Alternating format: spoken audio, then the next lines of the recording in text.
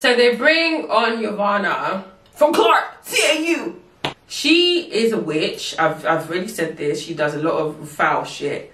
But I honestly think part of it isn't intentional. Hi guys, you are watching Etcetera With Est.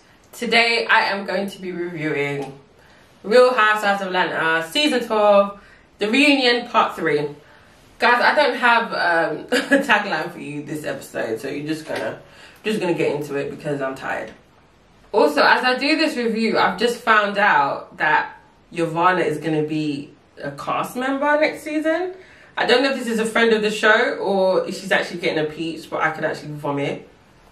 I'm still wearing white. I'm wearing a white shirt. I mean, I almost did not wear white because I'm just sick of white. White doesn't really look good on me, I don't think. So, thank God this is the last episode because I am tired. I am so tired. So Nene is still not there. Nene, girl, why are you leaving? Every time Eva does an ad-lib or she talks, it just grates on my ears. And I'm sorry, I do not want to see her back. She might be a nice lady in her everyday life. If she's going to come back, it has to be friend of the show. Because what's she giving? So the reunion basically starts with them kind of discussing Cynthia and Kenya's relationship. This kind of had a bit of high and lows this season, and they do talk about, did Kenya purposely try to spoil Cynthia's engagement? I'll be very honest with you. This is something I've come to the conclusion regarding Kenya. She is a witch. I've already said this. She does a lot of foul shit. But I honestly think part of it isn't intentional. I do think a lot of what she does is intentional. Like, she knows what she's doing, whether it be getting the attention on herself during the scene or saying something to a particular castmate, picking on a castmate or something like that. Those things I think were intentional. In regards to Cynthia, I believe she was being shady or she was trying to ruin it, but I don't think it's a conscious thing. There's something in Kenya's brain that the minute she sees somebody else happy, whether it be her friend or whether it be her enemy, her immediate thing is to spoil it for them. And I honestly think Kenya did that at the engagement event subconsciously. That she did that bad thing subconsciously. So when people ask, like, why did you do it, or did you do it on purpose, Kenya can confidently be like, no, I didn't. Like, I was just excited. I was just happy for my friend. Maybe we'd spoken about it in the past, blah blah blah. So I feel like in her head it doesn't register as I was doing it maliciously, or I was doing it to spoil her event. Misery loves company. So if you're miserable in yourself, it's like you want people around you to be miserable too.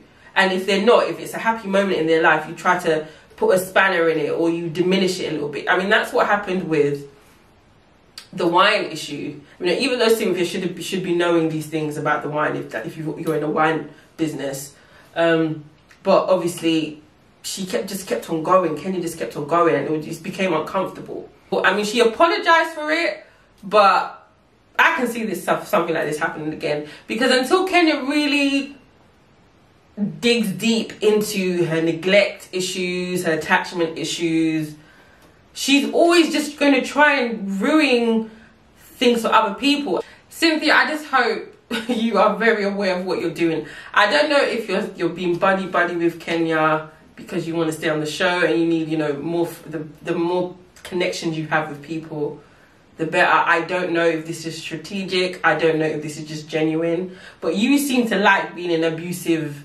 friendships. You were in one with Nene. This is also one. Kenya's like, oh, she does get me together. And sometimes Kenya does, Cynthia does say it to Kenya, but I just don't think she's given the vim that she really needs to give, because, anyway. We're talking about Nene and Kenya again. Oh, for God. I'm just so tired of this shit. They don't like each other. They probably don't even know why they don't like each other at this point. I mean, I kind of went through it last week, but at this point, there's no like real pinpoint day that this is why they fell out. And I don't want to address it. I'm sick and tired of it, and I don't want to see that shit next season either. This cookie lady issue, again, I really don't care. I think it was wrong. They shouldn't have done that to Tanya. I don't care if it's for the show or whatever. That was just foul.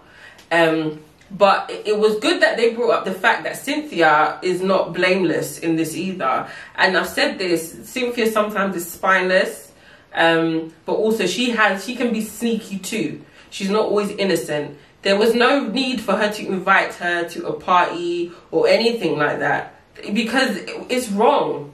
Like, there's one thing to take the piss and throw shade and whatever and all these things, but when you're trying to spoil somebody's relationship. Now, I'm not saying that Paul didn't flirt with that lady. He probably did. However, to bring the woman that he flirted with or whatever it is to basically ambush Tanya and make a scene and put it on camera is wrong. So Cynthia is the same thing, is wrong. Even Candy called you out. It's wrong. It's wrong. But I mean, it was a bit cheeky that Candy was saying, oh, Cynthia, that isn't, you know, isn't good. But when it came to Kenya, she was giving her excuse. Anyway, moving on. I'm really disappointed in Lanithia. I'm disappointed in Nene, because at the end of the day, this is your show, Nene. As you've said before, you're the OG. You've been here since the beginning. There were some seasons you weren't in fully, but this is your show ultimately. You're the last remaining original cast member. You're not going to let these small girls come and run you off your show. So they bring on Yovanna from Clark, CAU. And Yovanna isn't even wearing white.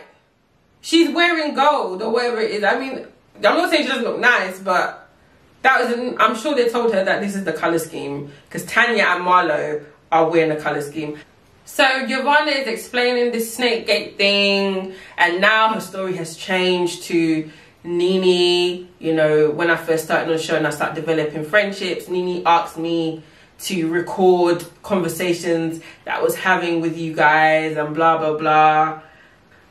I'm just confused now, because I'm sure in that bonus episode that they did like a couple of weeks ago and they were at Candy's house, Yovanna, Nene was there, Yovanna was basically saying there's no recording or anything like that, and I'm just a bit confused. I don't know if it's because I don't want to understand or I don't care, but I just think, Yovanna, what the hell?